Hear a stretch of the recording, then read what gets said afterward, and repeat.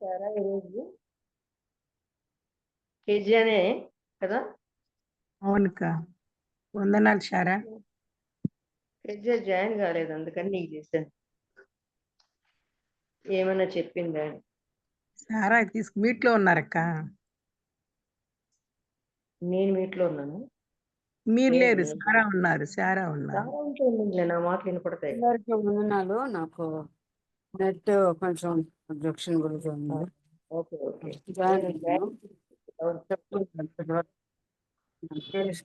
చెప్తుంది, పాట పాడుతుంది.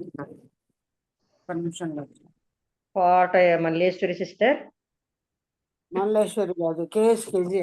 నిన్న కేజీ అక్క, నిన్న కేజీ అక్క ఫ్రెండ్. కేజీ ఆడినారా? వందనాలండి అందరికి. వందనాలు సిస్టర్, వందనాలు. మరొక సిస్టర్స్ ఎందుకండి వేసునామన వందనాలు. ఓ చిన్న పాటతో పాడతాను. ప్రభా పరిశుద్ధుడా, నా గొంతును మీరు సరిచేయండి. ఈ చిన్న వర్సెస్ పాడుతుండగా తండ్రి మీరు నాతో నడిపించమని వేసునామని అడుగుతున్నాను తండ్రి. Amen amen.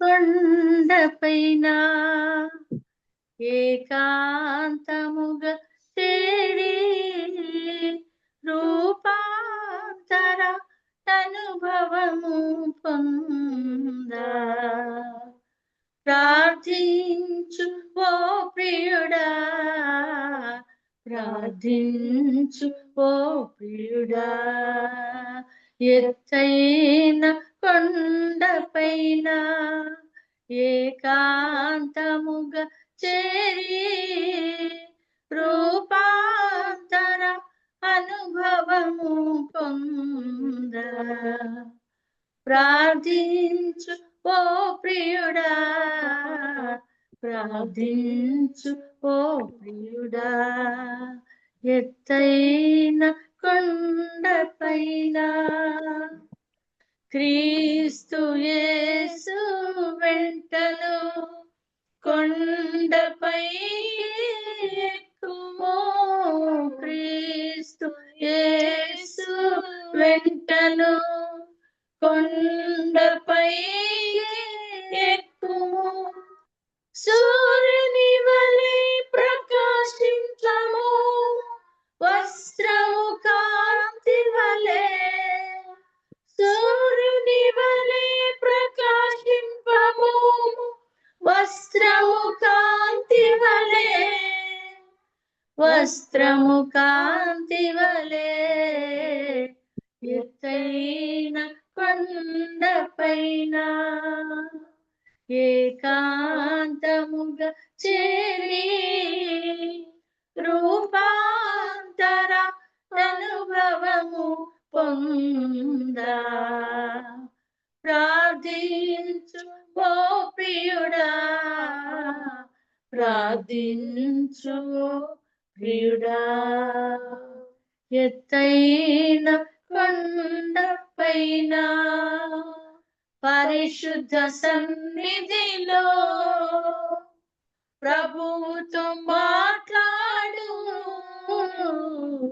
పరిశుద్ధ సన్నిధిలో ప్రభువుతో మాట్లాడు, ప్రభువు తిరిగి మాట్లాడు వరకు ప్రార్థించి ధ్యానించుము, ప్రభువు తిరిగి మాట్లాడు వరకు ప్రార్థించి ధ్యానించుము, ప్రార్థించి ధ్యానించుము, ఎత్తైన కొండపైన ఏకాంతముగా చేరి రూపాంతర అనుభవము పొందా ప్రార్థించు ఓ ప్రియుడా, ప్రార్థించు ఓ ప్రియుడా,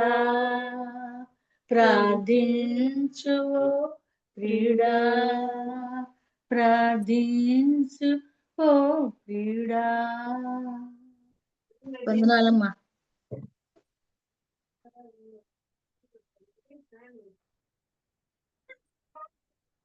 వందనాలండి, చాలా చక్కగా పాడినారు. ఎవరు మీ అమ్మాయి పాడారా మీతో కలిసి? నాతో కలిసి నా పెద్ద అమ్మాయి కలిసి పాడిందండి. అనూహ్య. ఇద్దరు వాయిస్ చాలా చక్కగా సింక్రనైజ్ అయింది. దేవుడు మంచి Thank you. స్వరాన్ని ఇచ్చాడు మీకు. ఇద్దరికి Thank you, బాగా మా దేవుడు. స్వరం ఉంది. అనూహ్యనే కాదు, కెజియా చాలా చక్కని గొంతు. అనూహ్య అది వినలేదు, కానీ ఇద్దరు పాడినట్టు తెలుస్తుంది. కానీ షీఈస్ ద బెస్ట్ సింగర్. ఒకవేళ తల్లి వరం బిడ్డ కూడా వచ్చిందేమో తెలియదు. దేవునికి స్తోత్రం. స్తోత్రం, దానికి వందనాలు.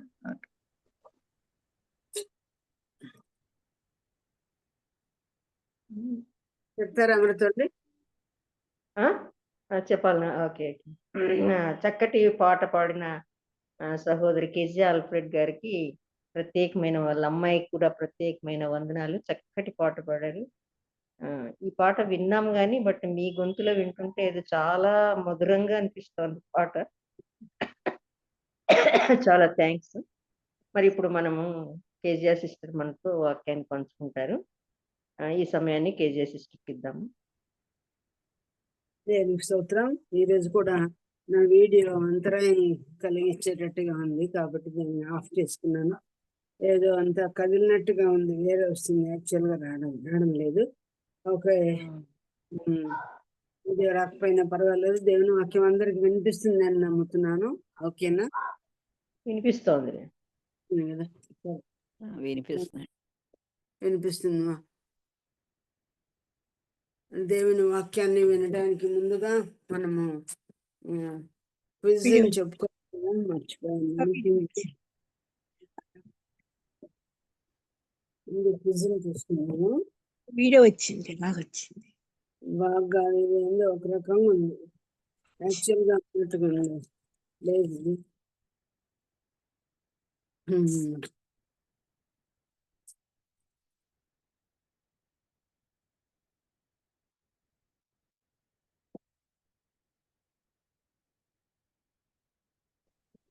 రెడీగా ఉన్నారనుకుంటాను. యేసు ప్రభు యొక్క సహోదరులు ఎందరు? వారి పేర్లు ఏంటి? నలుగురండి. యాకోబు, పేర్లు యాకోబు, యోహాను, యోదా. యోహాను కాదు, యాకోబు, యూదా. చెప్పండి. యోసే, ఉన్నారు.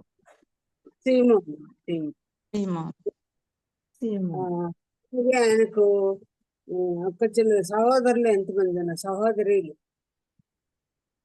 అన్నారు కానీ మరి తెలియదండి, నేను ఇద్దరు అనుకుంటున్నాను. ఇద్దరు ఉండొచ్చు. అక్క చెల్లెలు అని ఉంది, అక్కలు ఎవరు లేరు. యేసు ప్రభువే మొట్టమొదటి కుమారుడుగా, సోదరీలు అని ఉంది. ఇద్దరు సోదరి కాదు, సోదరీలు అని ఉంది కాబట్టి ఇద్దరు. కాబట్టి ఇద్దరు ఉంటారు, డెఫినెట్ గా అర్థమవుతుంది. మొత్తానికి 6. మరియకి ఎంతమంది పిల్లలు? 7 అవుతారు అప్పుడు, ఎందుకంటే యేసు ప్రభువుని గురించి కలుపుకుంటే 7 అవుతుంది. 7 కన్న తల్లి మరియగా మనం చూస్తున్నాం. ఓకే, యేసు ప్రభు స్వదేశంలో ఎక్కువ అద్భుతములు ఎందుకు చేయలేదు? వాళ్ళ అవిశ్వాసాన్ని బట్టి అండి, అక్కడ ఉన్నవారి అవిశ్వాసాన్ని బట్టి. Correct answer. ఈయన జగడమాడడు, వీధుల్లో ఈయన శబ్దం ఎవరికి వినబడదని ఎవరిని గురించి వ్రాయబడి ఉన్నది? బాప్తిస్మిత్ యోహాన్ అండి.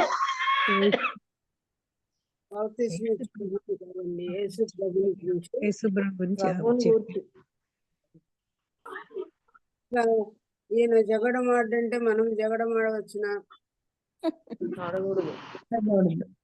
ఈయన శబ్దం ఎవరికి వినబడదంటే మన శబ్దం ఎవరికైనా వినబడవచ్చునా? జగడమానకూడదు. చిన్నప్పుడు సండే స్కూల్లో పాట మనం నేర్చుకున్నాం. ఏ సన్నడు కలహించలేదు, మనం ఎవరితో నేర్చుకోవాలి. తర్వాత సముద్రంలో మునిగి లయమైపోయిన పట్టణం ఏది? సముద్రంలో లయమైపోయిన పట్టణం ఏది? నినివే పట్టణం. నీనెవేనా? పట్నం. పట్టణం ఎప్పుడైనా సముద్రంలో మునిగిపోయిందా? లేదు నేనే సముద్రం ఒడ్డు ఉంది కదా మునిగింది. నేనే కాదు కాదు కాదు ఇది బబులోనండి బబులోను. పట్టణము ఆ? ఊరు. చూరా. ఎహెజ్కేలు 27:32. ఎహెజ్కేలు బబులోను కూడా ప్రకటన గ్రంథంలో ఉందనుకున్నా. లేదు ఇంకే చదువుతూ ఉన్నాను. 27 జ్ఞానవంతుడు. నీవు దానియేలు కంటే జ్ఞానవంతుడు, దేవునికి కలిగిన అభిప్రాయమును కలిగి ఉన్నావని దేవుడు ఎవరిని గురించి అన్నాడు? తూరు పట్టణం గురించి. ఊరు రాజుని గురించి. కరెక్ట్. నీవు అన్యాయంగా వర్తకం జరిగించి నీవు నీ పరిశుద్ధ స్థలములను చెరుపుకుంటుంది గనుక నిన్ను బూడిదగా చేయదని ఎవరిని గురించి ప్రభు వ్రాయించాడు? అన్యాయ వర్తకం చేస్తే బూడిదగా చేస్తాడని దేవుడు ఎవరితో చెప్పాడు? తూరు పట్టణమే. అధ్యాయం 28లో 20. మాట ఉంది. నైలు నదిలో పండుకొని ఉన్న పెద్ద ముసలి అని ఎవరిని గురించి దేవుడు వ్రాయించాడు? ఫరో ఫరోనండి. ఫరో. ఫరోన్ గురించి. ఫరో రాజు. ఏఈశ్వరి గ్రంథంలో. ఐగుప్తు ఇశ్రాయేలుకు డాష్ వంటి కర్ర ఆయను. ముళ్ళు ములుగర్ర. రెల్లు రెల్లు అంటే ములుగర్ర. చెప్పారండి వేలు కర్రని. దుబ్బుకర్ర. నేను కూడా అన్నా రెల్లు అని. చేస్తే హోషేనా? అవును. సరే, కరెక్ట్ కరెక్ట్. ప్రభువా నీవు దయచేసి క్షమించును. యాకోబు కొద్ది జనము గలవాడు, అతడు ఎలాగో నిలిచును అని 2 మార్లు ఇశ్రాయేలు కొరకు ప్రార్థన చేసిన ప్రవక్త పేరు ఇర్మియా. కాదు. మోషే. మీక. కాదు. మోషే. రాష్ట్రాలు ఎవరైనా చెప్తారా? ఏస్కేలా. ఏస్కేల్ కాదు, ఏదంతా తిట్టేదే ఉంది.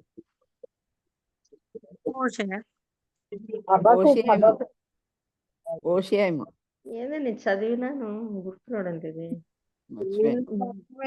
కదా. ఇర్మియాలో కదా? కాదు కాదు. ఆమోసు ప్రవక్త అని ఆసాపు కరెక్ట్ కరెక్ట్. ఆమోస్ చదివాను. ఇలా కాదనమాట మనసు. పొద్దువాలని ఉన్ననే చదివిన. తర్వాత ఏ యాజకుని భార్య వేశ్యగునని దేవుడు చెప్పాడు.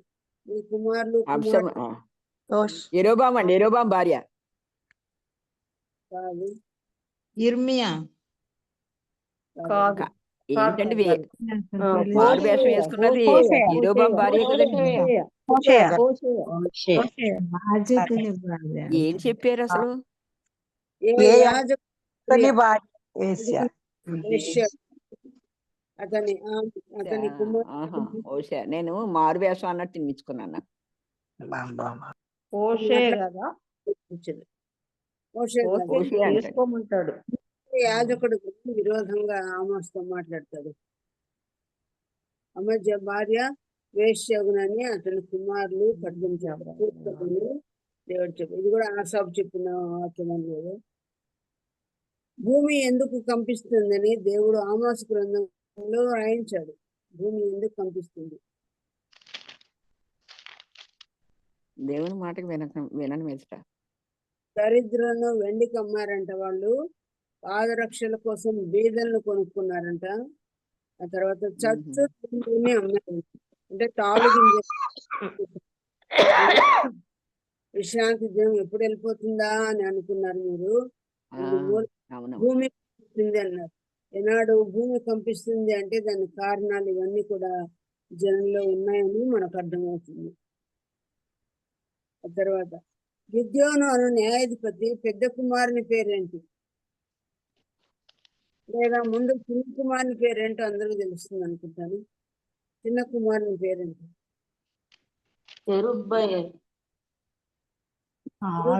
చెరుబ్బయ్య విద్యానికి వేరే పేరు జిబ్రూయేలు.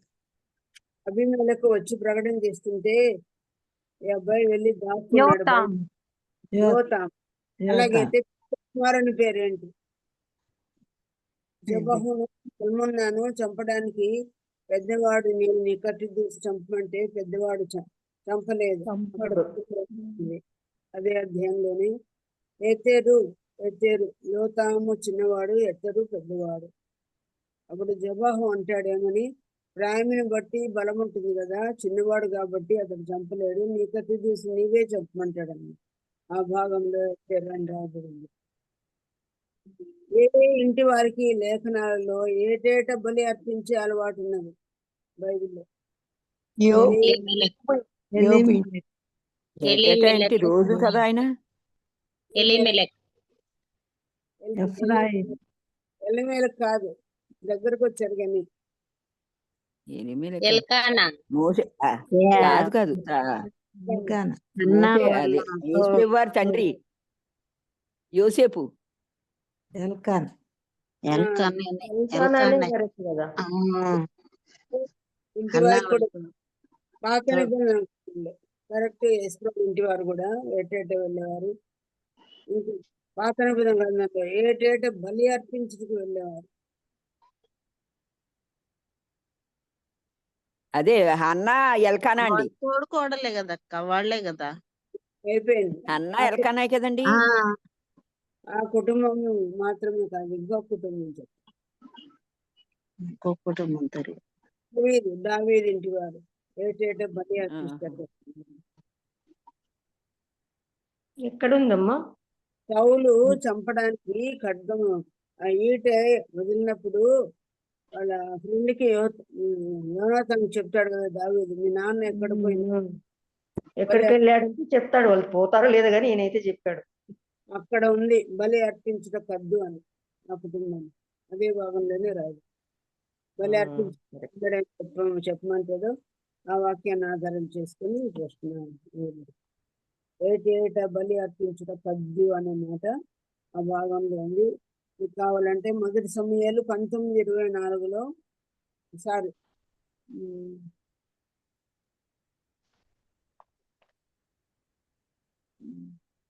మొదటి సమయాలు 1:3 ఉంది. రెండోది యెషయా ఇంటి వారిని గురించి రెఫరెన్స్ నేను రాసుకోలేదు, మీకు చూపిస్తాను కావాలంటే తర్వాత ఈసారి. పైబట్టలు వాడే ప్రవచించిన ప్రవక్త అని ఒకరికి పేరు వచ్చింది, ఒక రాజుకి. ఆ రాజు పేరు ఏంటి? సౌలు రాజు. కరెక్ట్. చిన్న యాక్టివిటీ ఎవరైనా చేయగలరా? నేను ఒక అధ్యాయం చెప్తాను, వచనం చెప్తాను, ఇందులో ఉన్న వస్తువులు చూడండి, చూపించండి వీడియోలో. మత్తయి 5:26 వార్త 5:26. ఒకసారి వినపడలేదు. సువార్తన వార్త 5:26. ఏం సువార్త?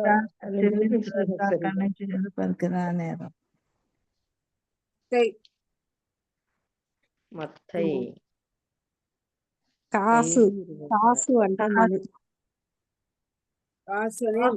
చూపించండి. కాసు ఎంతమందికి తెలియదు చెప్పండి. కాసులు అంటే డబ్బులు లెక్కే. డబ్బులు చూపించండి. కాయిన్స్. కాయిన్ చెక్క కాయిన్ 1 కాయిన్ 1 రూపీ కాయిన్. నేను చెప్పేది తెలుగులోనే చెప్తున్నాను కదా. కాసు, కడపటి కాసు చెల్లించే వరకు అక్కడ నుండి ఈ రోజుల్లో డబ్బులు అని చెప్తున్నారు కదా, చూపించారా ఎవరైనా? అరుణ చూపించారు. నా ఇంట్లో కనిపించదు, ఇది డిఫరెంట్ గా ఉంది కాబట్టి. సరే, మంచిది. ఇంకా ఇలాంటిదే మరొకటి, మలాకి 3:2. ఎవరు చెప్పొద్దండి. మలాకి 3:2. జ్ఞాపకార్థం చెప్పొద్దంటే మళ్ళీ చెప్తావు కదా అన్న. అంటే ఏళ్ళుగా మీరు ఈ నిబంధనలు తెలుసుకున్నారు కానీ మళ్ళీ ఎందుకు సేమ్ తప్పు చేస్తున్నారు? క్షమించండి.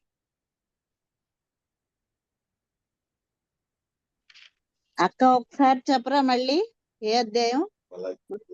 చూపిస్తుంది, కొండమ్మ చూపించింది. Very good. చూపించకుండమ్మ సరిగా సబ్బు కదా, సబ్బు. సోప్ చూపిస్తాను.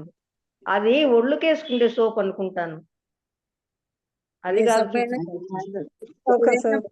సాకలు అని సబ్బు, బట్టలు ఉతికే సోప్.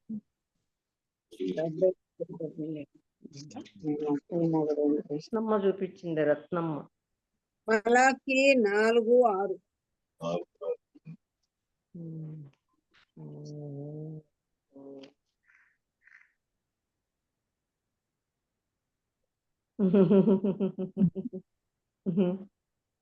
మాకు ఆ ఛాన్స్ లేదు. అక్క ఇది ఎట్లా చూపించలే కదా, ఎట్లా పిల్లలు చూపించండి. ఏమి ఎందుకు చూపించలేదు? పిల్లలు చూపించాలా? మరి అయితే మా పిల్లలు మనవడిని చూడండి అక్క, కేజీ అక్క. పిల్లలు ఒకరిని చూపిస్తే కుదరదు. అంతమందిని ఆడ తెచ్చాం మేము, ఒక్కడే ఉంది నాకు మనవడు. ఇది చివరి క్వశ్చన్. ఒక డాష్ ప్రకారం వారు బోధించినట్లా మీకు అరుణోదయం కలుగు.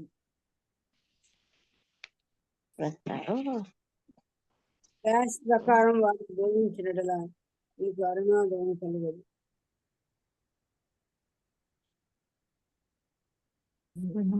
ప్రకారం బోధించినట్లా అనగా వాక్య ప్రకారం వారు బోధించినట్లా మీకు అరుణోదయము.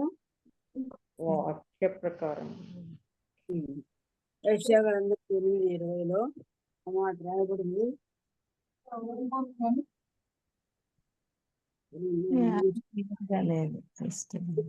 మనం వింటూ ఉండగా బైబిల్ స్టడీ ఎక్కడ చెప్పినా కూడా మనం విని దాని ప్రకారం జాగ్రత్తగా వింటే కనుక తప్పకుండా మనకు అన్ని గుర్తుంటాయి. నిన్న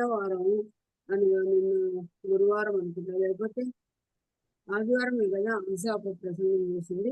ఆదివారం ఇప్పుడే మర్చిపోయారు.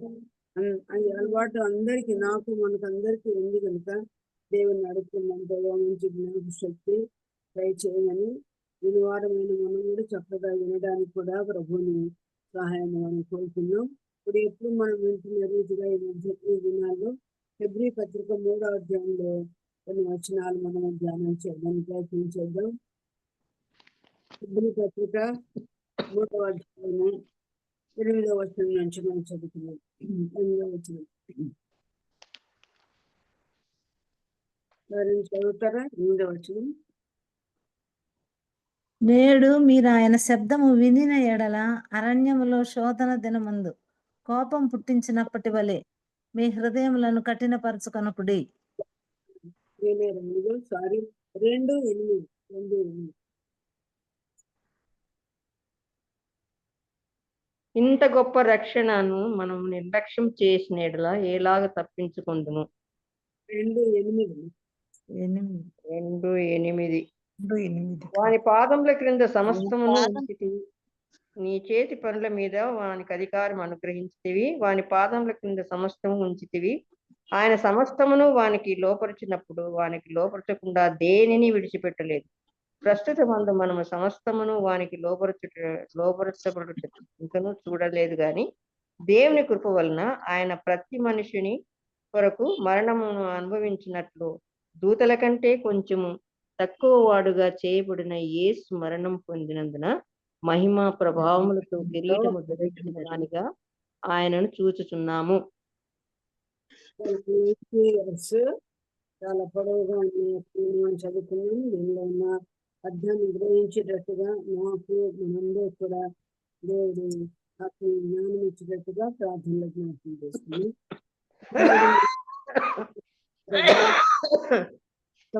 మా పరలోక తండ్రి, మా విమోచనకర్త, మా సమాధానకర్త, మా భర్త అయిన గొప్ప దేవానికి స్థితిలో స్తోత్రములు చెల్లిస్తున్నాం. అల్పులము, స్వల్పులము, కడసారి వారము, అన్యులము, దేవానము తండ్రి పనికి మాలిన నిష్ప్రయోజకులను మమ్మల్ని విమోచించుటకు ప్రభా మొట్టమొదట మీరు రాలేదు, ఈదుల కొరకే వచ్చారు కానీ ఈదులు పోగొట్టుకున్న భాగ్యము మాకు ఇచ్చినందుకు స్తోత్రం. ఇప్పుడు ఆరక్షించబడిన మమ్మల్ని మీ పెళ్లి కుమార్తెగా చేసుకున్నంతగా ప్రేమించావు ప్రభా. వారిలో తీరాల వరకు మమ్మల్ని చేర్చడానికి మీరు రామాయణ తండ్రి. మీకు స్తోత్రంలో మీ మొదటి రాకడ మా కొరకే, మీ రెండవ రాకడ కూడా మా కొరకే ఉన్నగా నీ స్తోత్రం చెల్లిస్తున్నాం. మా కొరకే నీవు బలిగాను అర్పణంగా సమర్పించుకునేందుకు మేము స్తోత్రములు చెల్లిస్తున్నాం. ఈ వాక్యమును ప్రభా, వాక్యమైన దేవుడు అని మీరు మాత్రమే వివరించాలి ప్రభు. వాక్యం యొక్క ఎత్తులోనికి వాక్యం యొక్క లోతుల్లోనికి వేరే మమ్మల్ని నడిపించమని వేడుకుంటున్నాం. మా మాతృభాషలో వ్రాయబడినప్పటికీ కూడా చదవవలసినదిగా చదవకపోవడం లేదు, ధ్యానించవలసిందిగా ధ్యానించడం లేదు ప్రభా. ఈ వాక్యమును ప్రభా వివరించండి తండ్రి. దేవా 10 60 100 ఇప్పటికే ఎన్నో ఏళ్ల నుంచి నీ వాక్యం చదువుతున్నాం, నాకు అర్థం గ్రహింపు కాలేదు. దేవా రేపు మీరు రాబోతున్నారు న్యాయాధిపతి వాకిట్లోనే ఉన్నాడని మేము చదువుతున్నాం తండ్రి.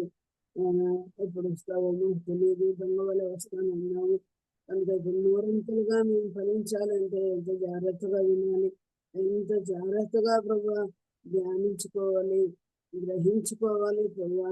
జ్ఞానిలకు గ్రహింపు శక్తిని ఇచ్చినట్టుగా మాకు కూడా గ్రహింపు దయచేయండి.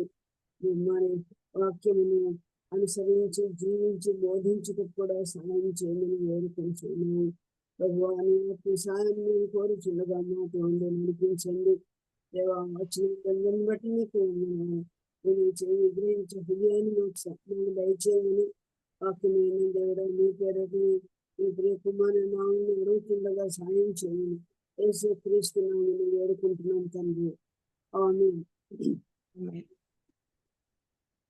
ఆంటీ మీ మైక్ కొంచెం దగ్గరికి ఉండరా?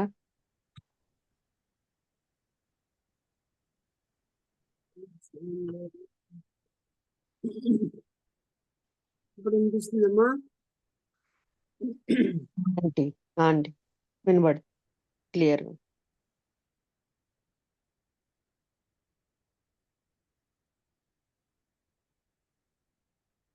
8వ వచనాన్ని చదివి ఉండగా ఈ వాక్య భాగంలో రాయబడినట్టు వాణి పాదముల కింద సమస్తమును ఉంచుతుంది అని రాయబడింది. వాణి పాదములు అంటే ఎవరి పాదములు?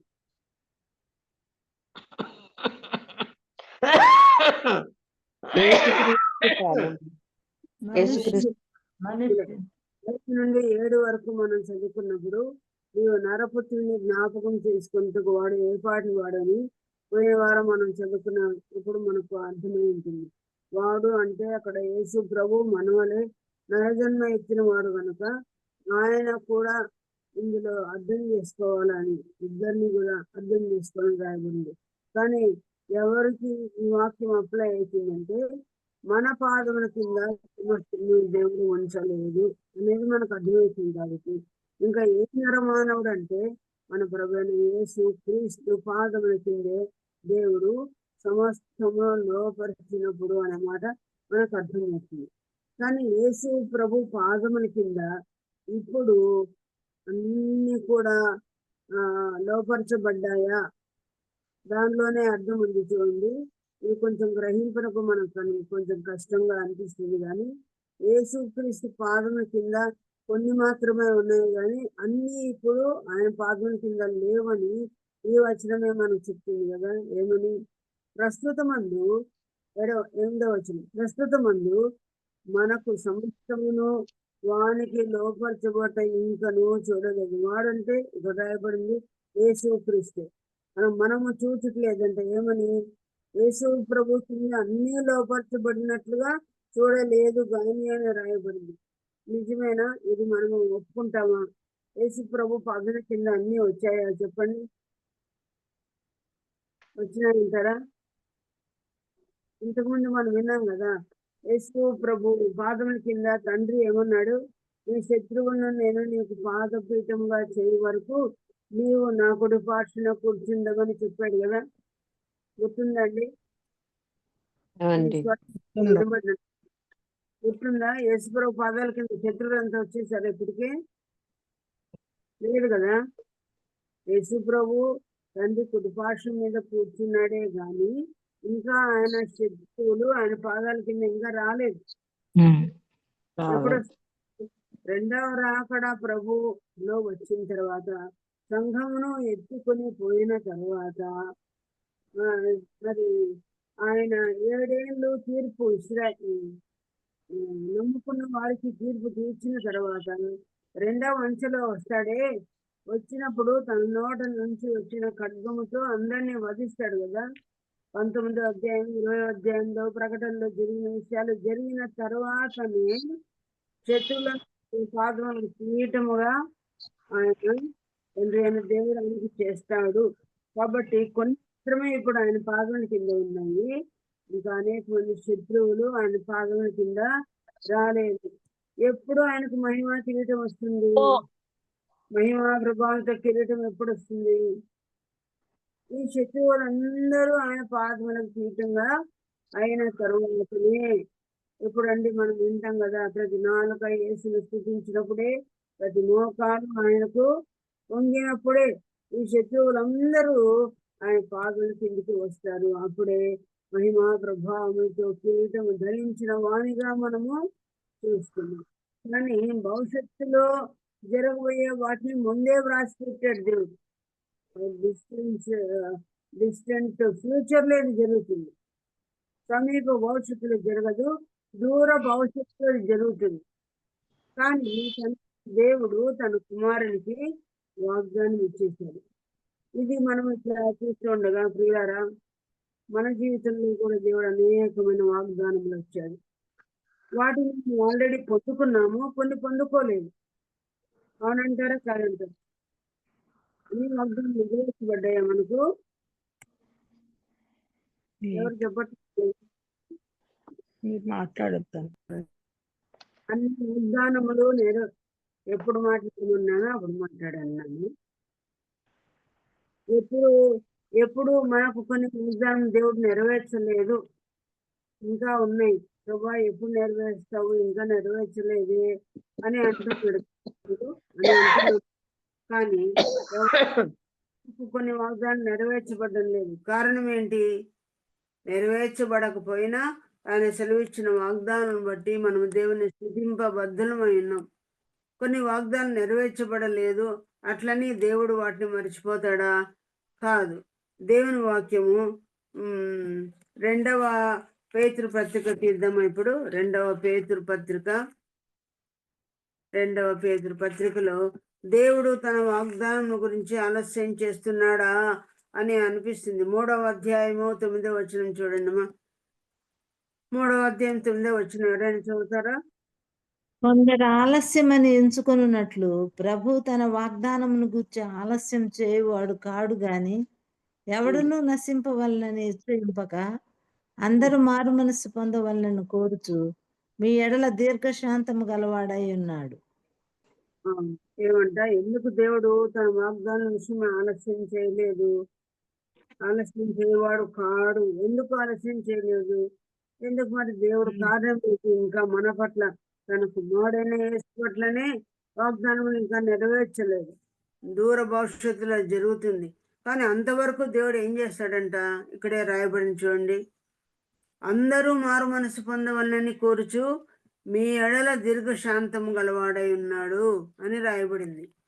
కానీ వాగ్దానములు కొన్ని నెరవేర్చబడవలసి ఉన్నాయంటే, దానికి ఆలస్యం జరుగుతా ఉందంటే కారణం ఏమంట? మనము మారు మనసు పొందవలనని కోరుచు అని అంటున్నాడు. మేము ఎప్పుడో ప్రభు నమ్ముకున్నామే, ఎప్పుడో మారు మనసు పొందామే, ఇప్పుడేంటి మారు మనసు పొందాలి అని మనం అనుకుంటాం. కానీ రక్షణ విషయంలో మనం మారు మనసు పొందిన మిగతా అనేక విషయాల్లో ఇంకా మారు మనసు మనకు రాలేదని అర్థమవుతుంది. ఇది మీకు అర్థమైందో లేదో నాకు అర్థమైనట్లుగా నేను గమనిస్తున్నాను. మనము చాలా విషయాల్లో, ఇంకా అనేక విషయాల్లో మన మనసు మార్చుకోలేదు. అందుని బట్టే దేవుడు దీర్ఘశాంతం కలిగిన వాడే తన వాగ్దానమును మన విషయంలో ఆలస్యం చేస్తున్నట్టుగా ఉన్నట్టుంది. యేసు ప్రభును కూడా మహిమా కిరీటధారిగా చేస్తానన్నది ఇంతవరకు చేయలే. సమస్తము ఆయన పాదముల కిందికి తీసుకొని వస్తానన్న మాట కూడా దేవుడు నెరవేర్చలేదు. కొన్ని నెరవేర్చాడు, కొన్ని నెరవేర్చలేదు యేసుక్రీస్తు జీవితంలో. కానీ మన జీవితంలో కొన్ని నెరవేర్చలేదు. ఒకవేళ ఏ ఏ విషయాల్లో మనం మారు మనసు పొందలేదో అది కూడా మనం గమనించుకొని ప్రభువుని అడిగితే ప్రభు మనకు తెలియజేయవాడుగా ఉన్నాడు. అంత మాత్రమే కాదు, ఇప్పుడు హెబ్రీ పత్రిక 2వ అధ్యాయం 10వ వచనం చూడండి. 2వ అధ్యాయం 10వ వచనంలో, ఎవని నిమిత్తము సమస్తమును ఉన్నవో, ఎవని వలన సమస్తమును కలుగుచున్నవో, ఆయన అనేకులైన కుమారులను మహిమకు తెచ్చుచుండగా వారి రక్షణకర్తను శ్రమల ద్వారా సంపూర్ణంగా చేయుట ఆయనకు తగి ఉన్నది. ఎందుకు యేసు ప్రభు విషయంలో కూడా వాగ్దానములు వెంటనే ఎందుకు నెరవేర్చలేదు అంటే, ఇక్కడ ఏమని రాయబడింది? రక్షణకర్తను శ్రమల ద్వారా ఆయన సంపూర్ణంగా చేయుట ఆయనకు తగిన. చేయుట అంటే చేశాడనా చేయలేదన్నా? అన్ని శ్రమలు ఇప్పుడే వచ్చేసాయా, ఇంకా ఉన్నాయంటారా? యేసు ప్రభు ఉన్నాయి ఉన్నాయి. ఉన్నాయి ఇంకా శ్రమ. ఇక్కడ ఏముంది? పాఠ్యాంశంలో లో లేదు. రక్షణకర్తను శ్రమల ద్వారా సంపూర్ణంగా చేయుట తండ్రి తగి అన్నది అని రాయబడింది. యేసు శిలువలో శ్రమలన్నీ వచ్చినాయి కదా.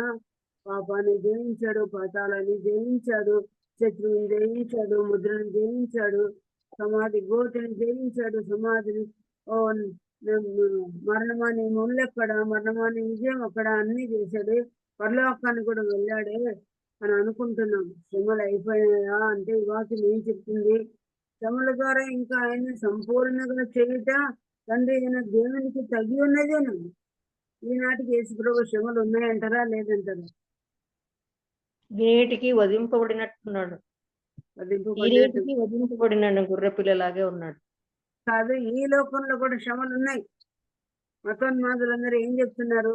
3 మేకులు ఇంకా తీసుకోలేదు.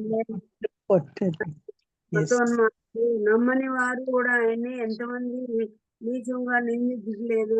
మరి మనం కూడా ఎలా నిందిస్తున్నారో మనం ఎరుగుదుము. అంత మాత్రమే కాకుండా ఏమని రాయబడింది, ఏమని చెప్తున్నారు? వ్రాయబడినట్లు వాక్యంలో ఉంది కదా, వ్రాయబడినట్టు మిమ్మల్ని బట్టియే కదా నా నామము అన్ని జనుల మధ్య దూషింపబడుచున్నది. ఇంకో చోట ఏమంది? మిమ్మల్ని బట్టియే నా నామం దూషింపబడుచుండగా నేను చాటున ఏడుస్తున్నాను అన్నాడు. యేసు ప్రభు శ్రమలు ఉన్నాయంటారా లేదా? దీన్ని బట్టి ఏడిపించే వాళ్ళు మనమే. ఇంకా ఆయనకు సంఘం ద్వారా శ్రమలు ఉన్నాయి. ప్రభుని నమ్మని అవిశ్వాసుల ద్వారా కూడా ఆయనకు శ్రమలు ఉన్నాయి. ఇవన్నీ శ్రమలు ఈ 2000 సంవత్సరాలుగా ఆయనకు ఉంటూనే ఉన్నాయి. ఇవన్నీ అనుభవించిన తర్వాతనే రక్షకుడు ఏమవుతాడంట? సంపూర్ణముగా చేయబడాలి. యేసు ప్రభు విషయంలో ఎలాగో చెప్పబడిందో ఆయన బిడ్డల విషయంలో కూడా అలాగే చెప్పబడతా ఉంది. మనకు కూడా కొన్ని శ్రమలు ఉన్నాయి. మనం బాధించే వాళ్ళు ఉన్నారు, విమర్శించే వాళ్ళు ఉన్నారు, ఇంటి వారే ఉన్నారు, అన్నదమ్ముల్లోనే ఉన్నారు, ఒక్కజనుల్లోనే ఉన్నారు, సమీప బంధువుల్లో ఉన్నారు, తర్వాత వర్క్ ప్లేస్ లో ఉన్నారు, సంఘాలలో ఉన్నారు. తెలుసో తెలియక ఏదో రకమైన సమస్యలు మన మీద సృష్టించే వాళ్ళు ఎంతోమంది ఉన్నారు. కానీ శ్రమలన్నిటి ద్వారా మనం ఏం కావాలంట? ఆ వాగ్దానాలు, ఇంకా నెరవేర్చబడవలసిన వాగ్దానాలన్నీ ఆలస్యంగా ఉంటున్నాయి. వాగ్దానాన్ని నెరవేర్చబడ్డానికి మనం కూడా మన రక్షకుని వలె ఏం కావాలని అర్థమవుతుంది?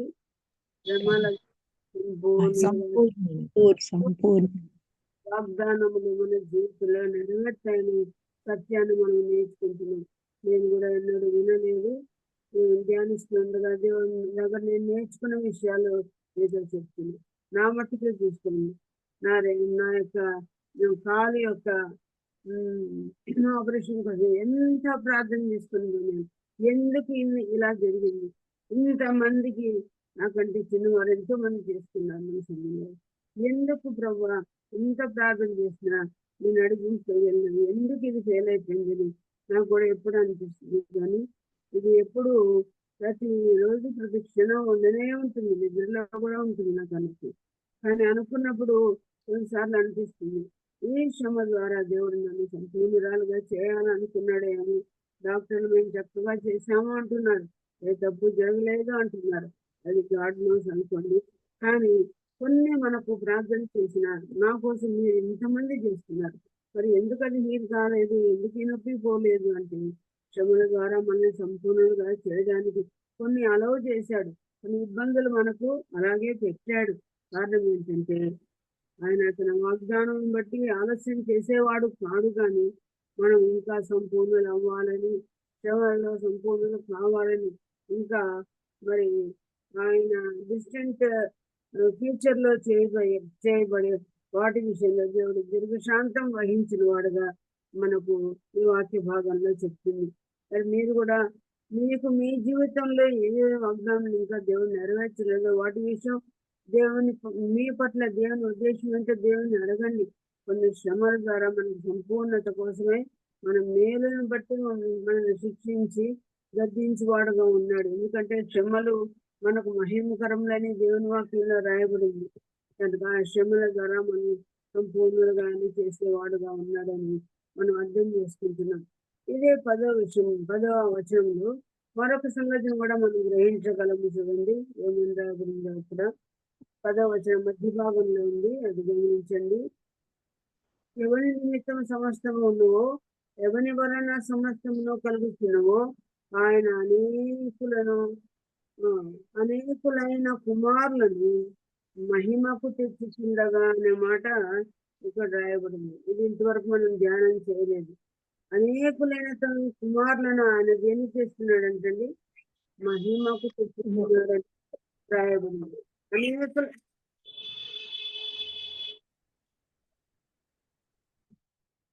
అనేకులైన తన కుమారులమైన మనల్ని దేవుడు మహిమకు తెస్తున్నాడు. యేసు ప్రభుకు అన్యులమైన మనము ఎలా కుమారులమయ్యాం మనకు తెలుసు. ఎలాగయ్యాం కుమారులము? ఎందరు ఆయన అంగీకరిస్తారో వారందరూ తన కుమారులు అయ్యే అధికారము దేవుడు వార్త 1:11 ప్రకారం మనల్ని తన కుమారులుగా చేశాడు. ఆయన నిజమే, కానీ కుమారులుగా చేయబడిన మనల్ని దేవుడు దేనికి తెస్తాడంట? మహిమకు తెస్తాడని రాయబడింది. ఇప్పుడు ఆయన కుమారులమైన మనకు మహిమ లేదు, కానీ మహిమకు ఆయన తెస్తాడు. ఇప్పుడు శరీర సంబంధమైన కుమారులుగానే ఉన్నాము. చెమట వస్తుంది, అలసిపోతాము, నిద్ర, రెస్ట్ ఇవన్నీ అవసరం. దీనికి రోగాలు వస్తాయి, దీనికి రకరకములైన బాధలు, శోధనలు, తెగుళ్ళు, ఈతి బాధలు అన్నీ కలుగుతున్నాయి. కానీ మనల్ని మహిమకు తెస్తాడంట. ఈ శరీరాలకు దేవుడు ఏమి ఇస్తాడంట? మహిమ శరీరాల్ని ఇస్తాడు. అది కూడా ఇప్పుడు నెరవేరబడింది అంటారా? నెరవేరబడలేదా? ఇంకనూ నెరవేరబడలేదని మనకు అర్థమవుతుంది. ఇది కూడా ఎప్పుడు నెరవేరుస్తాడు? యేసు ప్రభు ఈ లోకంలోకి 2వ రాకడలో వచ్చినప్పుడు మనం అందరం ఆయన చూస్తాం, ఆయన మనం పోలి ఉంటాం. ఆయనను చూసినట్లుగానే మనము ఆయన రూపంలోనికి మార్చబడతామని దేవుని వాక్యంలో రాయబడి ఉంది. కనుక ప్రియులారా, ఇప్పుడు మనం దేవుని కుమారులమే. రేపు మహిమ కుమారులుగా మనము తీర్చబడేవారుగా ఉంటాం. దాని కొరకే దేవుని ఎంతగా మనం స్తుతించాలి. అందుకని ఇక్కడ స్తుతించబడినట్లుగా 13వ వచనంలో చూడండి, 13వ వచనంలో 2:13లో నమ్ముకొని ఉందును అనే మాట. దానికి పైన ఏమనుంది? సమాజ మధ్యమైన నీ కీర్తిని గానము చేసేది. కనుక ప్రియులారా, దేవుని యొక్క కీర్తిని గానం చేసేది. ఎందుకంటే వారు దీనికి కారణం ఏంటంటే కుమారులమైన మమ్ముని మీరు శరీరస్థులమైన మమ్ముని మరి మహిమకు తీసుకుని వస్తారని వారు ఆయన కీర్తిని గానం చేసినట్టుగా మనం చూస్తున్నాం. లేఖనాల్లో ఈ హిడెన్ థాట్స్ అన్ని వ్రాయబడి ఉన్నాయి, మనకు కనుమరువుగా ఉన్నవి, అర్థంగానే ఉన్నాయి. ప్రభువా, ఎన్నటికో మనం దేవుని స్తుతిస్తున్నాం, కానీ ప్రభువా నీ కుమారులుగా చేసినందుకు స్తోత్రం. అంత మాత్రమే కాదు, నువ్వు మహిమ కూడా మమ్మల్ని చేయబోతున్నావు, అందుకే నీకు స్తోత్రం అని. యేసు ప్రభు యోహాను సువార్త 17వ అధ్యాయంలో రాయబడిన అధ్యాయంలో తన శిష్యుల కొరకైనా ప్రార్థన చేసినట్టు మనం చదువుతాం కదా. నేను లోకం కొరకు ప్రార్థన చేయట్లేదు తండ్రి, కానీ నీ శిష్యుల కొరకు ప్రార్థన చేస్తున్నానని చెప్తూ నీవు నాకు అనుగ్రహించిన మహిమను వాళ్ళు చూడగోరుతున్నానని అన్నాడు. అదే సమయంలో ఏమన్నాడు? వారికి నేను మహిమను ఇస్తానని కూడా చెప్పాడు. పిల్లరా, కనుక ఆయన మనకు ఆ మహిమను ఇస్తాడు. ఇప్పుడు ఇవ్వబడలేదు, ఆయన దీని కొరకు కూడా మనము దేవుని స్తుతింప బదులమైన ఎప్పుడు స్తుతిస్తాడంటే ఇక్కడ రాయబడింది 12వ వచనంలోనే నీ నామమును నా సహోదరులకు ప్రచురపరచుకుని సమాజ మధ్యలో నీ కీర్తిని గానం చేయదును నేను మరియు అంటే దాని కనెక్షనే 10 వచనాలకు 10 మినిట్లకు కనెక్షన్. నేను ఆయనను నమ్ముకొని ఉండును. ఎందుకు నమ్ముకొని ఉండును? నీవు నాకు మహిమ ఇస్తావని నేను నమ్ముకొనిచున్నాను. ఆ తర్వాత నన్ను నీవు సహోదరులని పిలిచారు, మమ్మల్ని సహోదరులని పిలిచారు, అందుకు కూడా మేము నమ్ముకొని మేము స్థుతిస్తున్నామన్న భావమే. ఇక్కడ సహోదరులైన మాట కొత్తగా వచ్చినట్టు మనం చూస్తున్నాం. 12 మధ్యలో కూడా ఉంది చూడండి ఆ మాట. ఈ హేతువు చేతనే వారిని సహోదరులని పిలుచుటకు ఆయన సిగ్గుపడక నీ నామమున నా సహోదరులకు ప్రచురపరచును, సమాజ మధ్యమున నీ కీర్తిని గానము చేతును అనేను. కనుక ఇక్కడ మరొక కృప దేవుడు అనుగ్రహిస్తున్నాడు. కుమారులుగా చేయటం మాత్రమే కాకుండా మనల్ని మహిమకు తెచ్చుటకు మాత్రమే కాకుండా మూడవది మనల్ని ఏమని పిలుస్తున్నాడంట? సహోదరులను. మనం సహోదరులమా చెప్పండి? జన్మరీతిగా ఇశ్రాయేలులే ఆయనకు సహోదరులు అవుతారు, సహోదరులు అవుతారు. కానీ అన్యులమైన మనం సహోదరులం అవుతామా? కాదు. ఎందుకంటే క్రీస్తు వంశావళిలో మనం పుట్టలేదు. తర్వాత అర్చనాచార్యులు మనవి కావు, ధర్మశాస్త్రం మంది కాదు. కాబట్టి మనకు ఎందులో ఆయన సహోదరులుగా మనం పిలువబడలేము. కానీ అన్ని జనం కుక్కలతో సమానమైన మనం వంశావళి లేదు, ధర్మశాస్త్రమే లేదు, అన్ని లేవు, సున్నతి లేని నవడి నివారం ఎన్నో విషయాలు మనలో లేవు. కానీ ఏమీ లేని మన సహోదరులని పిలుచుటకు సిగ్గుపడలేదు. మనం ఎవరండి? కుక్కలము. మన సహోదరుని చెప్పుకోవడం ఆయనకు సిగ్గుచేటే కదా. ఆయన అన్ని విషయాల్లో సరిపోయిన వాడు, ఆయనకు మనం సరిపోలేదని చెప్పుకున్నాం. మరి ఎబ్రీ పత్రిక 7:26లో ఆయన అందరికీ సరిపోయిన వాడే, మనం ఆయనకు సరిపోలేదు. కానీ రక్తం ఇచ్చి మనం కొనుక్కొని భక్తిహీనమైన మనల్ని క్రియలు లేకయే భక్తి పరులుగా మనం తయారు చేశాడు, నీతిమంతులుగా పేరు పెట్టుకున్నాడు. కానీ ఆయన సహోదరులని పిలవడానికి ఆయన సిగ్గుపడలేదండి. ఇప్పుడు ఒక ఎగ్జాంపుల్ నేను చెప్తాను చూడండి. చాలాసార్లు చర్చిల బయట అనేక మంది కుష్ఠరోగులు ఉంటాయి. మన ఇంట్లో కూడా ఎంతో మంది భిక్షకులు బెగ్గర్స్ వస్తారు. వారిలో ఒకరు ఎవరైనా కానీ నిజంగా మనం అక్కలే అన్నలే అనుకోండి, వాళ్ళని అందరి ముందర మా అన్ననే ఆ భిక్షకుడిని చెప్పుకోవడానికి మనం సిగ్గుపడతామా లేదా? సిగ్గుపడతామంటారా లేదా? సిగ్గుపడతాం. కుష్ఠరోగి ఉన్నాడు అనుకోండి, 10 మంది ఆ డ్రమ్స్ వాయించుకుంటామని వీధిలో కూడా వెళ్తున్నారు అనుకోండి, నిజానికి అతడు మన సహోదరుడే అనుకోండి, ఆయన గురించి మా తమ్ముడే మా అన్ననే అని చెప్పుకుంటామండి ఎవరైనా? ఎవరో ఒక బంధుత్వం ఎవరైనా ఉంటే వాళ్ళు డిఆర్ఓ అనుకోండి, డాక్టర్ అనుకోండి, అసిస్టెంట్ కలెక్టర్ అనుకోండి, వాళ్ళు ఏం చెప్తాం? దగ్గర బంధువులు కదా. అదెంత ఘనత, అదెంత ప్లీజింగ్ గా ఉంటుంది, అది ఒప్పిదంగా ఉంటుంది అలా చెప్పుకోవడానికి. కానీ పాపం కుష్టితో ఉండగా, మనం కుక్కల వేలే ఉండగా వాంతికి చేసిన వాంతికి తిరిగి తీసుకునే అటువంటి బలహీనం, చాలా కడు దరిద్రం, నిష్ఠాగరిష్టమైన దరిద్రమైన మనల్ని తన సహోదరులుగా చెప్పడానికి అని సిగ్గుపడలేదంట. దీని కొరకు కూడా దేవుని ఎంతగా స్థుతించాలి కదా. యేసు ప్రభుకు ఇందునా సరిపోనే కుమారులుగా చేశాడు, మహిమ కుమారులుగా చేస్తున్నాడంట.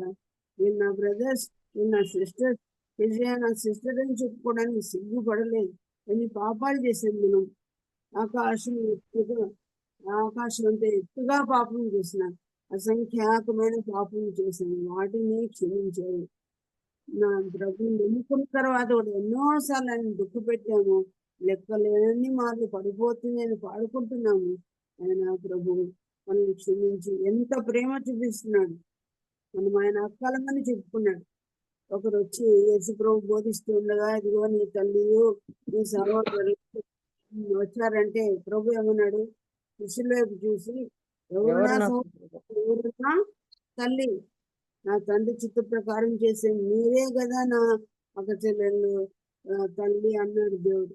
అందుకే మనల్ని మరి అక్క చెల్లెలుగా, తల్లులుగా, తండ్రులుగా, అదే సమయంలో ఆయన చిత్తం నెరవేర్చేవాడైన తన సహోదరులుగా దేవుడు ఎంతగా చెప్పుకున్నాడంటే, ఎంత గొప్ప సంబంధ బాంధవ్యం దేవుడు మనకి ఇచ్చాడు.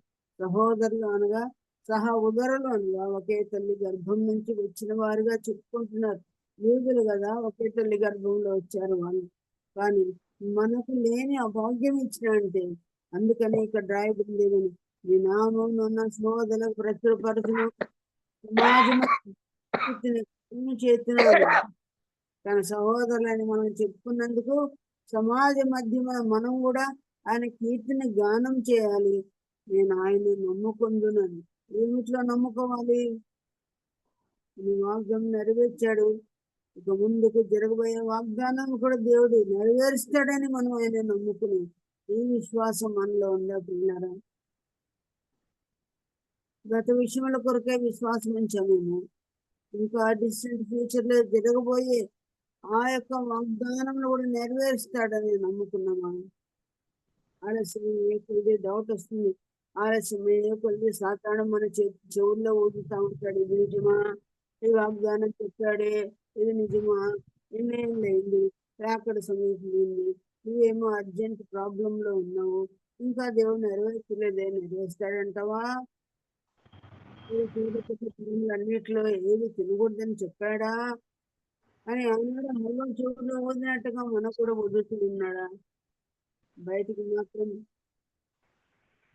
మరి విశ్వసిస్తున్నట్లు కనిపిస్తూ మనసులో అనుకుంటున్నాం, నెరవేరుస్తాడో ఏమో, ఇంతవరకు అతి లేదు గతి లేదు అనుకుంటున్నావా? ఈ విశ్వాసం మనలో ఉందా? వాక్యంలో కదా, విశ్వాసం అందరిలో లేదు అని. ఈ విశ్వాసం మనలో ఉండ కనుగొంటాడా రాకడ దినముల్లో ప్రభు? తీరా తప్పకుండా ఆయన మన జీవితాల్లో ఇది కనబడితే ఆయనకి ఎంత సంతోషం. గత విషయాల్లో నన్ను నమ్ముకొని ఉన్నారు, కానీ ఇంకా నేను నెరవేర్చవలసిన వాగ్దానములు ఉన్నాయి.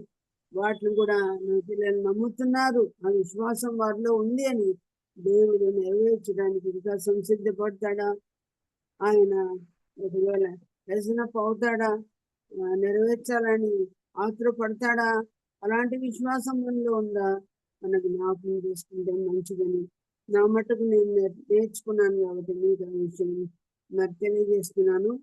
ఆ తర్వాత 13వ వచనం 14 వచనాల మధ్య ఒక చిన్న మాట ఏమని, ఇదిగో నేను దేవుడు నాకు ఇచ్చిన పిల్లలను చెప్పుచున్నాడు అనే మాట మనం చదువుతున్నాం. ఎవరు చెప్పారు ఈ మాట చెప్పండి? ఇదిగో నేను దేవుడు నాకు ఇచ్చిన పిల్లల్ని చెప్పిన వాడు ఎవరు? యెషయా.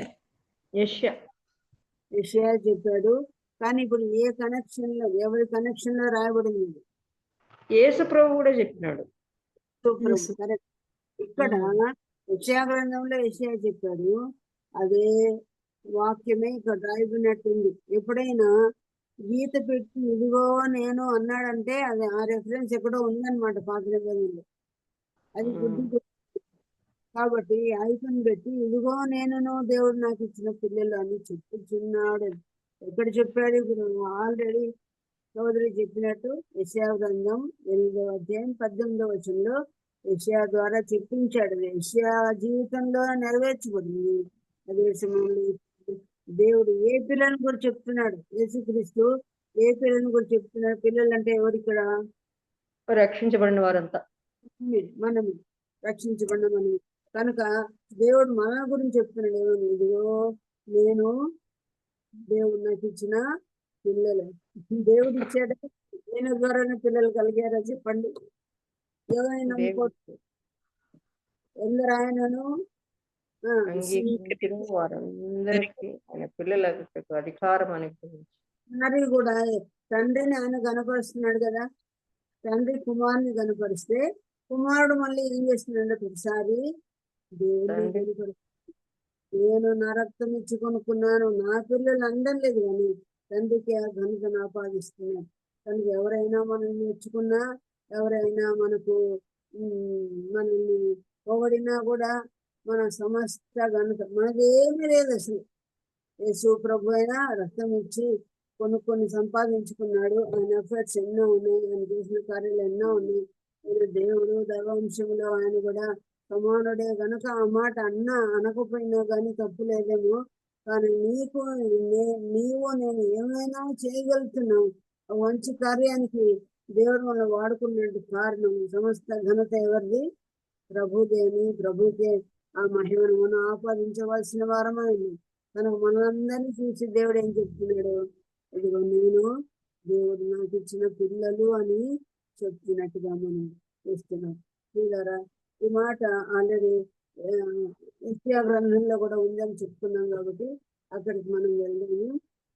యెషయా గ్రంథం 8వ అధ్యాయము 18వ వచనంలో మనం చూస్తాం. చూడండి, యెషయా గ్రంథము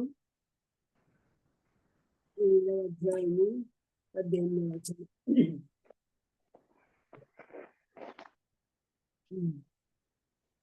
చదువుతారా ఎవరైనా? 8:18. ఇదిగో నేనును యెహోవా నాకు ఇచ్చిన పిల్లలను సియోను కొండ మీద నివసించు సైన్యములకు అధిపతియగు యెహోవా వలన సూచనలుగాను మహత్కార్యములుగాను ఇశ్రాయేలీల మధ్య ఉన్నాము. ఇదిగో దేవుడు నేను నాకు ఇచ్చిన పిల్లలను అని చెప్తూ ఇంకా కొంచెం ముందుకు వెళ్ళి ఆయన ఏమైనా మాట్లాడుతున్నాడు? నేను నా పిల్లలు ఎట్లున్నామంటున్నాడు? ఇశ్రాయేలు మధ్య సూచనలుగా ఉంటున్నాము, మహత్కార్యములుగా ఉన్నాము అని చెప్తున్నాడు. ఎంత మంచి మాట అండి! ఈనాడు మనము చెప్పకుండా ఈ మాట, నేను నా పిల్లలు ఇశ్రాయేల్ మధ్య ఉన్నాము అని. ఇశ్రాయేల్ మధ్య అంటే ఇశ్రాయేల్ సంఘములో వాళ్ళు ఉన్నారు, అది క్షణం కనిపిస్తూ ఉన్నారు. ఇశ్రాయేల్ మధ్య దేవుడు చెప్పినట్లు సూచనలుగా ఉన్నారు. సూచనలు అంటే అర్థం ఏంటి?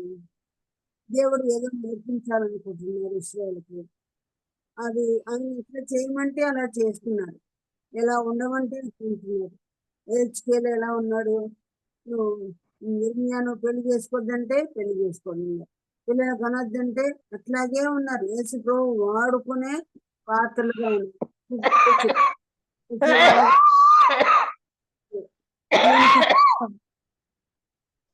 మీరు దీనికి సూచనగా ఉండంటే ఆ సూచనగానే ఉన్నారు. మీ ద్వారా అద్భుతాలు చేస్తాను అంటున్నాడు దేవుడు.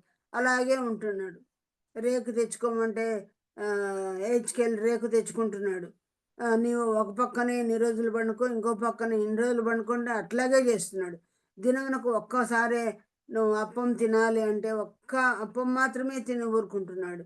నువ్వు వెంట్రుకలు కత్తిరించుకుంటున్నాడు, బోడి చేసుకుంటుంటే బోడి చేసుకుంటున్నారు. ఏమి చెప్తేవి చేస్తున్నారు. ఎవరెవరు చేస్తున్నారంట? ఆ ప్రవక్తలు మాత్రమే కాదు, యెషయా మాత్రమే కాదు, యెషయా పిల్లలు కూడా. చూడండి ఎంత మంచి సాక్ష్యం కదా. యెషయా చేశాడు అందరు కూడా నువ్వు పోయి ఎవరితో హోషేదో చెప్పాడు, ఎవరిని పెళ్లి చేసుకోమన్నాడు? పోయి పెళ్లి ఎట్లా చెబితే అట్లా విన్నారు వాళ్ళు.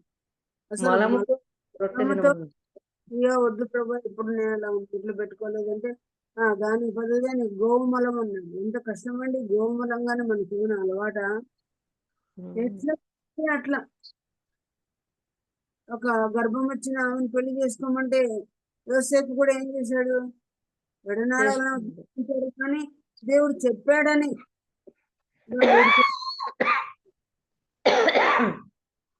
ఎలా జరిగిందో ఆమె అని ఎంత తిట్టుంటారో ఆయన తోటి యవనస్తులు.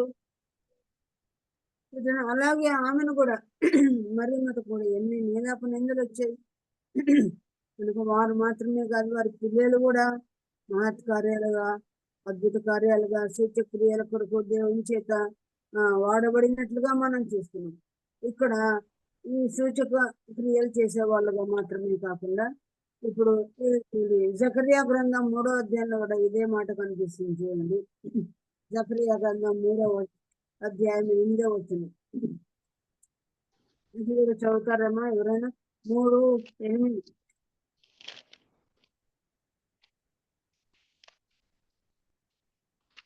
ప్రధాన యాజకుడైన యెహోషువ, నీ ఎదుట కూర్చుండు నీ సహకారులు సూచనలుగా ఉన్నారు.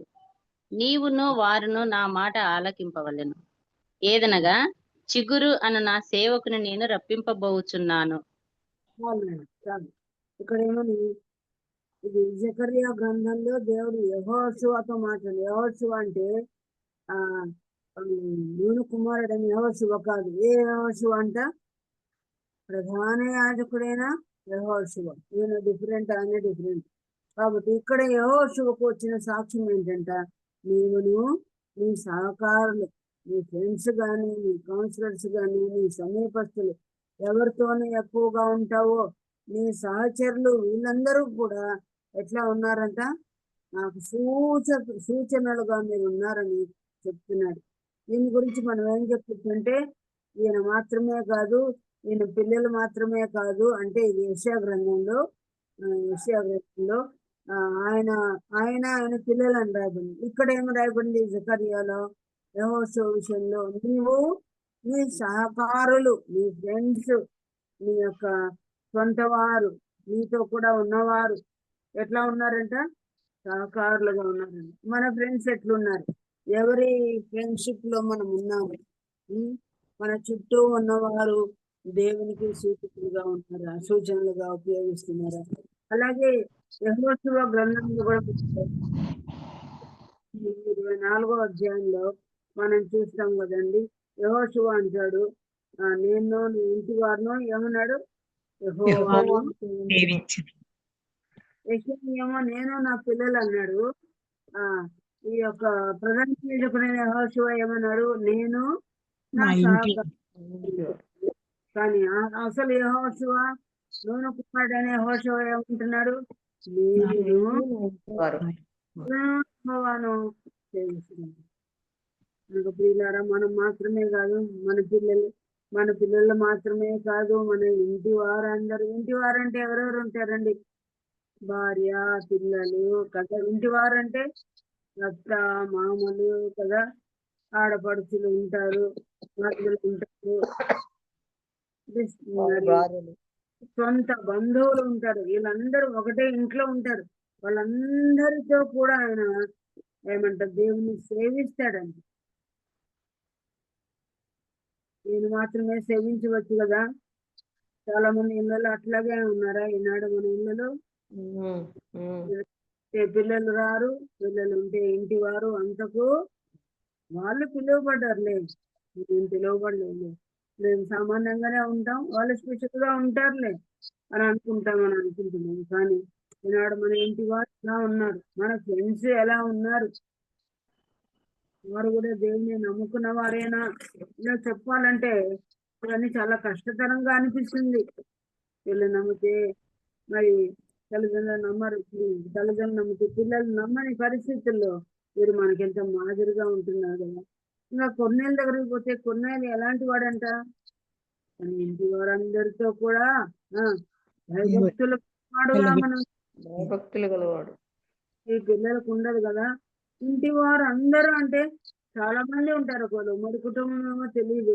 ఇంటి వారు అందరూ కూడా భయభక్తులు కలిగి ఉన్నారు. ఎంత మంచి సాక్ష్యం ప్రియులారా.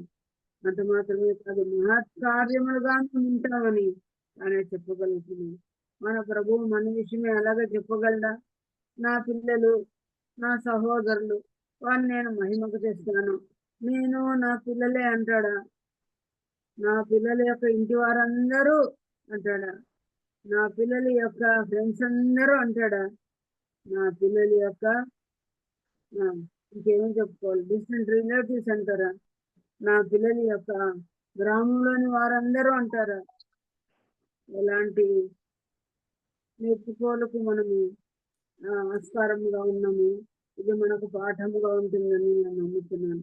ఈరోజు మనం నేర్చుకున్న విషయాలు ఏంటంటే, యేసు క్రీస్తును పాదముల కింద దేవుడు అన్నీ పెట్టలేదు.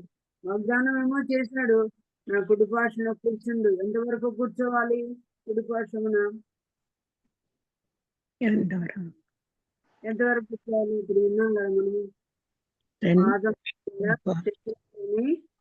పాదపీఠంగా చేసేంత వరకు. ఇంకా అందరినీ యేసు ప్రభు పాదములకు పీఠంగా చేసుకోలేదు కదా. అందరినీ తన నోటి నుంచి ఖడ్గంతో వధించలేదు, ఇంకా ఆయన రాలేదు.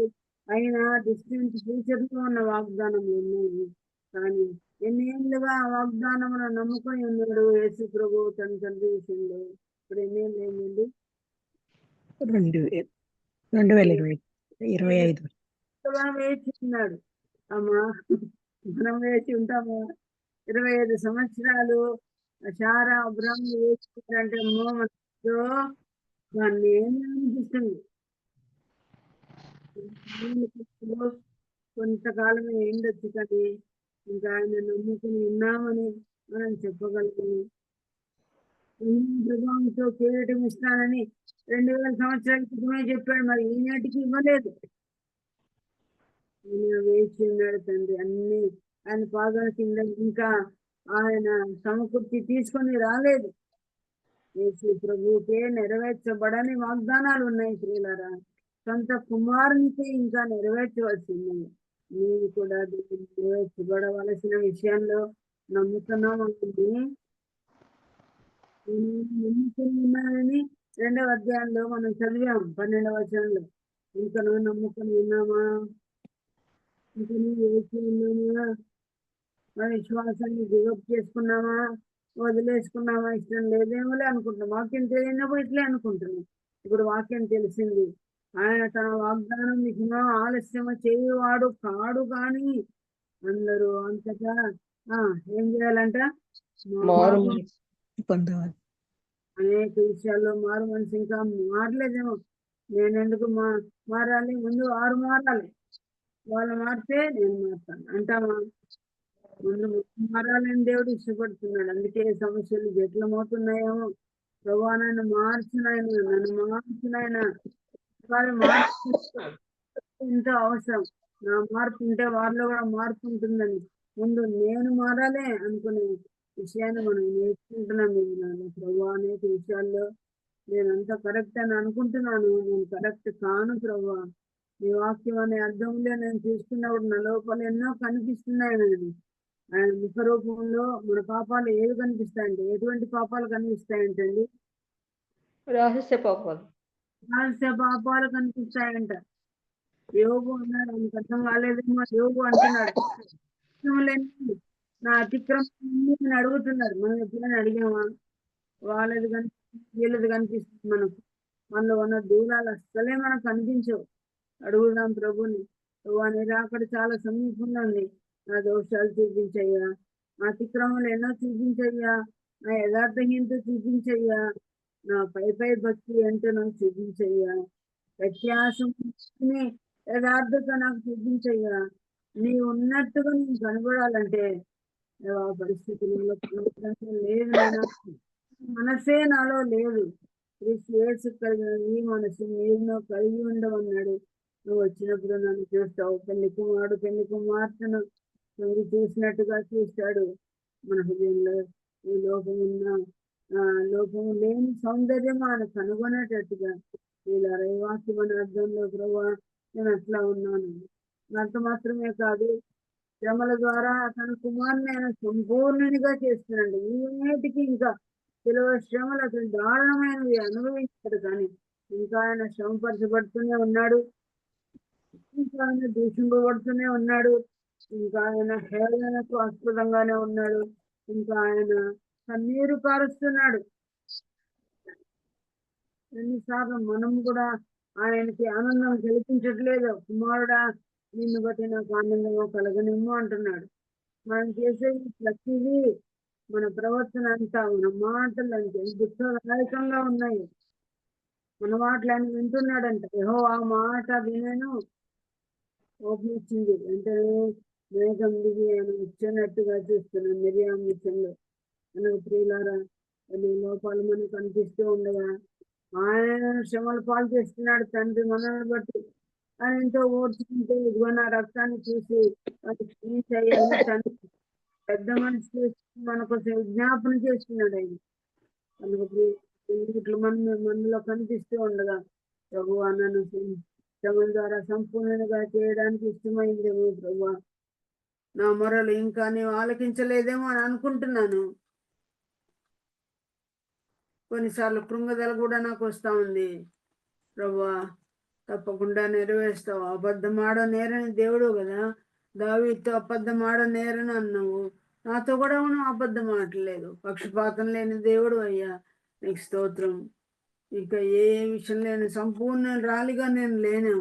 ఆ సంపూర్ణత నాలో కలిగించమని ప్రభువుని అనుభవపూర్వకంగా విషయాలు నేర్చుకొని అలాగ మనం ముందుకు సాగుదాం. దేవుడు ఈ మాటలు మన కొరకు దీవించిన గాక. ఏమైనా ప్రార్థన అంశాలు ఉంటే చెప్తారండి.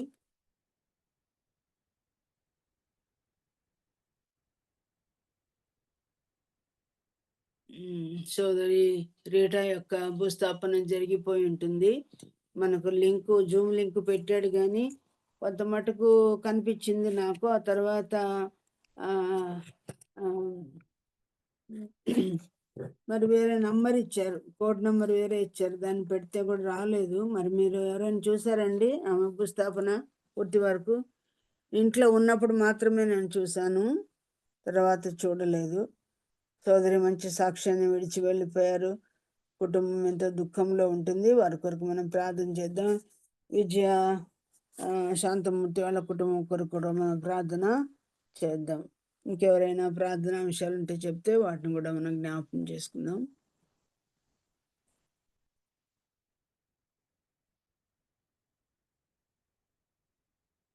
ఏమైనా ఉన్నాయండి?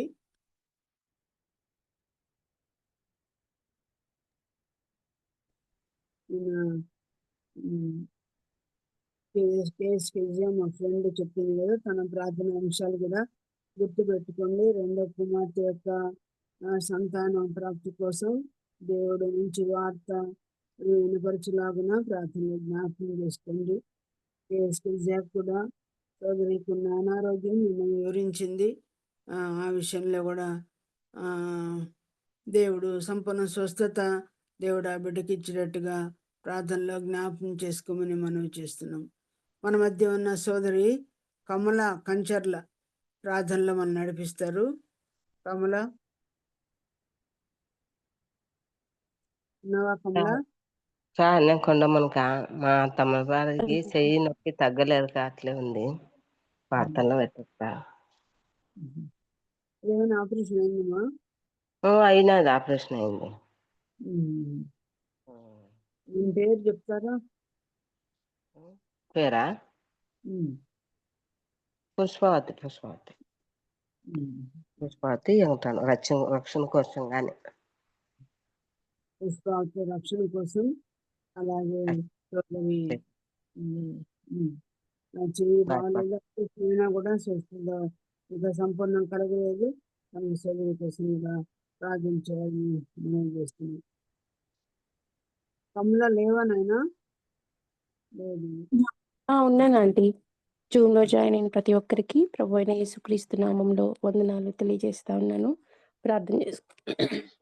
పరిశుద్ధుడా, ప్రేమ కలిగిన తండ్రి, కృప కలిగిన యేసుక్రీస్తు ప్రభువా, నమ్మకమైన నా దేవా, మీ ఘనమైన శ్రేష్టమైన నామాన్ని బట్టి, కృప కలిగిన నామాన్ని బట్టి ప్రభువా మీకు వందనాలు, స్తుతులు, స్తోత్రం చెల్లిస్తూ ఉన్నాను. అయా మహాదేవుడు, గొప్ప తండ్రివి నాయనా. ఇదిగో తండ్రి, నిన్న నేడు రేపు ఏకరీతిగా ఉన్న దేవా, పరిశుద్ధుడా, ప్రేమ కలిగిన మా తండ్రి, వందనాలు, స్తుతులు